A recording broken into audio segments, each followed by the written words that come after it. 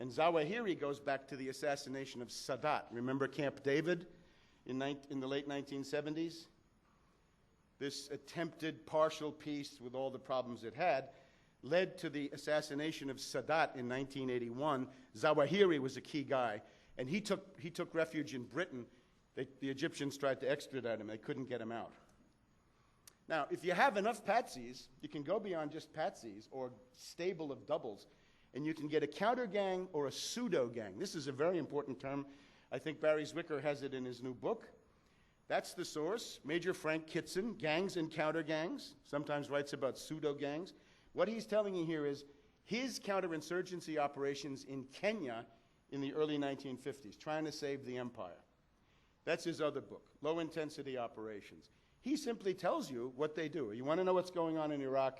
These are the manuals that are used. There's Kitson, imperialist, and that's one of his counter gangs.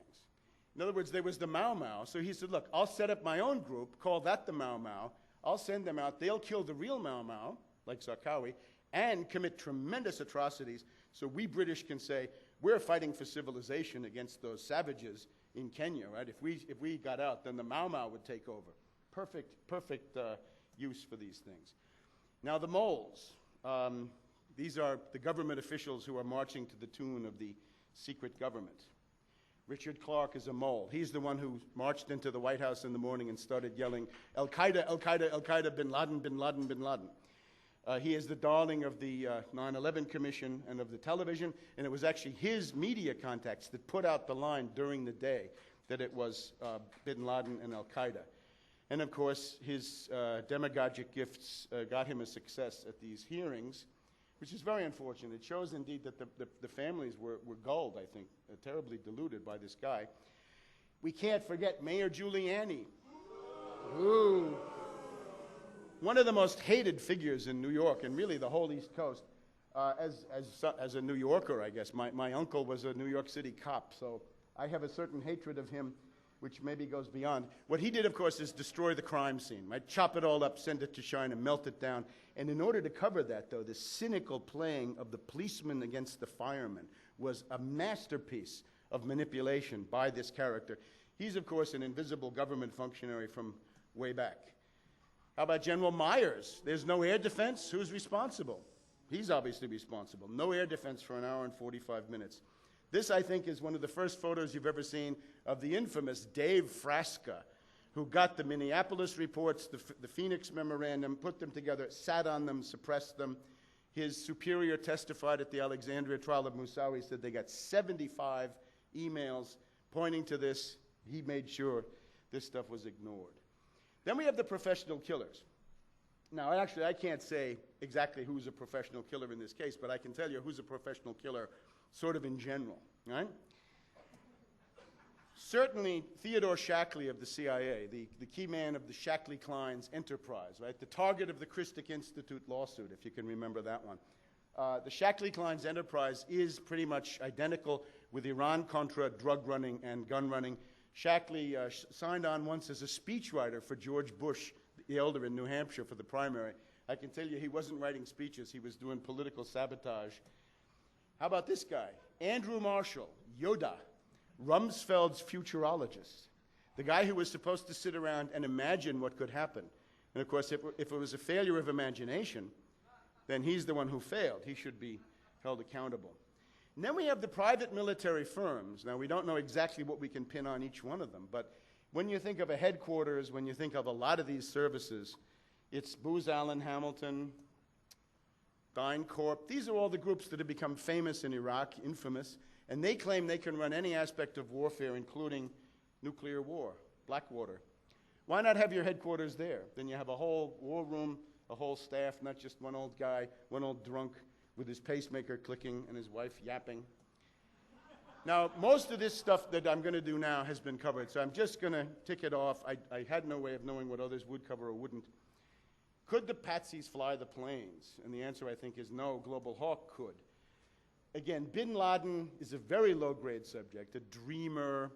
His main advantage is, he says, all Arab governments are illegitimate, and if you're a real believer, you have to kill unbelievers. So it simply means the Muslims will be isolated.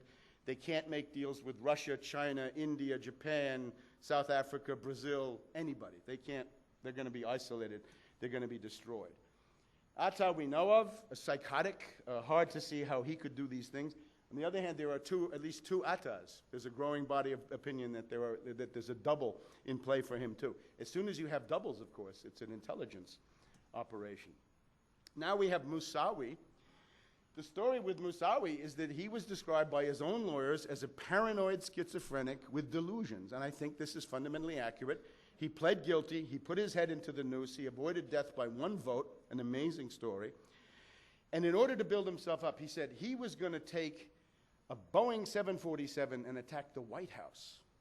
Well, this guy comes from the School for Patsies. This is the Finsbury Mosque in London, which is run by, in effect, British intelligence as a school for patsies. And this is where he was found, and also when he was going to get that 747 and attack the White House, he was going to be accompanied by the ferocious shoe bomber, Richard Reed. Kids are going to have nightmares about this guy.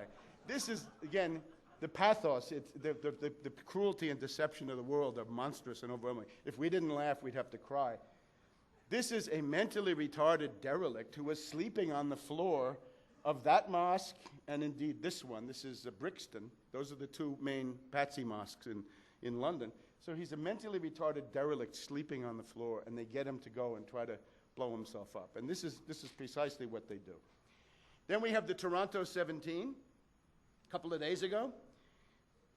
Fertilizer bomb was delivered by the Royal Canadian Mounted Police.